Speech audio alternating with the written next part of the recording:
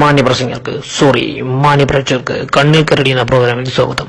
ഈ എപ്പിസോഡിൽ നിങ്ങളെ കൊണ്ടെത്തിക്കുന്നത് ഭൂമി എന്ന ഉണ്ടയിലെ ഏഷ്യ എന്ന ഖണ്ഡത്തിൽ ഇന്ത്യ എന്ന കൊച്ചു രാജ്യത്തിൽ അങ്ങ് താഴെ തൂങ്ങിക്കിടക്കുന്ന ശ്രീലങ്ക എന്ന് പറയുന്ന ഏമകണ്ഠം ഗ്രാമം, അതിന്റെ സൈഡ് വയത്തിലായി കാണപ്പെടുന്ന പച്ചപ്പൂ ധരിച്ച അതിമനോഹരമായ കേരളം, അവിടെ നിന്ന് താഴെ മൂലയേറ്റത്ത് സ്ഥിതി ചെയ്യുന്ന കലിപ്പന്മാരുടെ ജില്ല കലിപ്പ് ജില്ല തിരുവനന്തപുരം ജില്ല, അതിന്റെ എതിരെ സ്ഥിതി ചെയ്യുന്ന നെയ്യാറ്റിൻകര താലൂക്ക്, ആ താലൂക്കിൽ വെള്ളയുടെ എന്ന ഗ്രാമപഞ്ചായത്തിൽ പനച്ചമൂടുന്ന വാർഡിലെ പഞ്ചാകുഴി എന്ന ബിഗ് സിറ്റി പഞ്ചാകുഴി എന്ന ബിഗ് സിറ്റി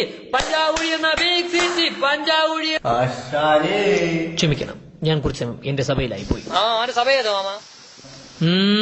നിയമസഭ. ഇവിടെയാണ് 23-ാം പുലിക്കേശി കാശിനാഥന്റെ താളവം. ഈ കാശിനാഥനെ കുറിച്ച് പറയുകയാണെങ്കിൽ, നാം ഇപ്പോൾ നിൽക്കുന്നത് കാശിനാഥന്റെ മുന്നിലാണ്. ഇതിനെ കുറിച്ച് ഡ്രൈവർ ശശാങ്കൻ വിശേഷിപ്പിക്കുന്നത് എന്താണെന്ന് വെച്ചാൽ, ഇതിന്റെ സീറ്റിംഗ് കപ്പാസിറ്റി നോക്കുകയാണെങ്കിൽ അതിമനോഹരമായ രീതിയിൽ തന്നെ ഡിസൈൻ ചെയ്തിരിക്കുന്നു. ഇതിന്റെ ഉൾഭാഗത്തേക്ക് നോക്കുകയാണെങ്കിൽ 4 പെട്ടിയോളം മീൻ ഇതിനകത്ത് സൂക്ഷിക്കാവുന്നതാണ്. സെൻട്രലെസ് AC ഉള്ളത് കൊണ്ട് സുഖിച്ചു പോകാവുന്നതാണ്. പെട്ടെന്നുള്ള എന്താവശ്യത്തിനും ഡ്രൈവർ ശശാങ്കൻ ഡിസൈൻ ചെയ്ത എമർജൻസി എക്സിറ്റ്, ശശാങ്കന്റെ കിടിലം സെൽഫ് സ്റ്റാർട്ടർ, പിടിച്ച് ഓടിക്കാൻ സ്മൂത്ത് ഹാൻഡിൽ, സ്പീഡിൽ പോകുമ്പോൾ നോക്കി ഓടിക്കാനായി ശശാങ്കന്റെ സൂചി നീളമുള്ള സ്പീഡോമീറ്റർ, DTS സിസ്റ്റത്തോടുകൂടിയുള്ള സറൗണ്ട് സിസ്റ്റം, അതിന്യൂനതമായ സെൻസർ സ്വിച്ചുകൾ, അത്യാവശ്യ ഘടകങ്ങളോട് കൂടിയ ഒരു മിനി ബാർ, പുറമേനിക്ക് മാറ്റുകൂട്ടുന്നതിനായി ഫോക്കസ് ലൈറ്റോട് കൂടിയ ഒരു ഉരുണ്ട ഹെഡ് ലൈറ്റ്,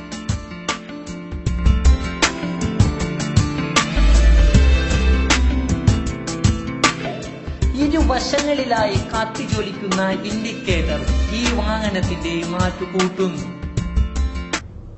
ഇതിന്റെ വിശദ വിവരങ്ങൾ പങ്കുവയ്ക്കുന്ന ഡ്രൈവർ ശശാങ്കൻ നമ്മോട് ചേരുന്നു.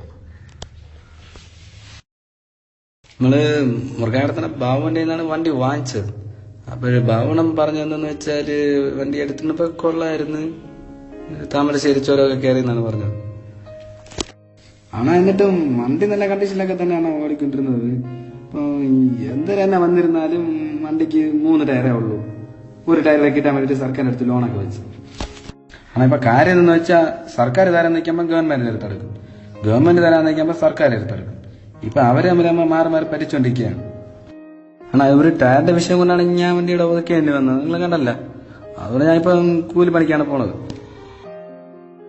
വൈകിട്ട് നമ്മൾ വരുമ്പോഴും 10 അടിച്ചിട്ടാണ് വരുന്നത്.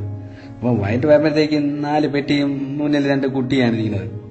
കുട്ടിയുടെ അടുത്ത് എന്തരപ്പി കാര്യം കേൾക്കുമ്പോൾ നീ പോടാ പട്ടി എന്നാണ് പറയുന്നത്. ഞാൻ എന്തൊക്കെ തന്നെ ആയിരുന്നാലും അപ്പുറത്തുള്ള പോലീസ് സ്റ്റേഷനിൽ പോയി കാര്യം പറഞ്ഞു. അപ്പോഴേ പോലീസ് പറഞ്ഞ് സർക്കിളില്ല, സർക്കിൾ പറഞ്ഞു. സർക്കിളിന്റെ അടുത്ത് പോയി കാര്യം പറഞ്ഞപ്പോൾ സർക്കിൾ പറഞ്ഞ് SA ഉണ്ടല്ല, പിന്നെ എന്തിനു ഞാൻ SA അടുത്ത് ഞാൻ പോയി കാര്യം പറഞ്ഞു. ഇതേപോലെ പറഞ്ഞപ്പോ SA പറഞ്ഞ് DGP തന്നെ ഇതിനെ പറ്റിയൊന്നും പറഞ്ഞില്ല. എപ്പോ പിന്നെ ഞാൻ വീട്ടിൽ പോയി കാര്യം പറഞ്ഞിരുന്നപ്പം ഭാര്യ രമണി പറഞ്ഞ് ചേട്ടാ ഒരു കാര്യം ചെയ്യും, പട്ടാളത്തിലൊക്കെ പോയി പറയും. പട്ടാളത്തിൽ പോയി പറഞ്ഞപ്പം പട്ടാളത്തിൽ അവർ പറഞ്ഞു അതിർത്തിയിൽ ഭയങ്കര വെടിയിപ്പാണ്, നീ കൂടെ പോയി 2 വെടിയും. എന്തെന്നായിരുന്നാലും ഇവരായാലും എന്റെ പ്രശ്നത്തിൽ ഒരു പരിഹാരം കാണില്ല. നിങ്ങളെങ്കിലും പരിഹാരം കാണുന്നു, ഇത്രേ ഉള്ളൂ. ശശാങ്കന്റെ പ്രശ്നങ്ങൾക്ക് ഇനിയെങ്കിലും പരിഹാരം കാണുമെന്ന പ്രതീക്ഷയോടെ ഇന്നത്തെ എപ്പിസോഡ് പൂർണ്ണമാകുന്നു. നന്ദി, നമസ്കാരം.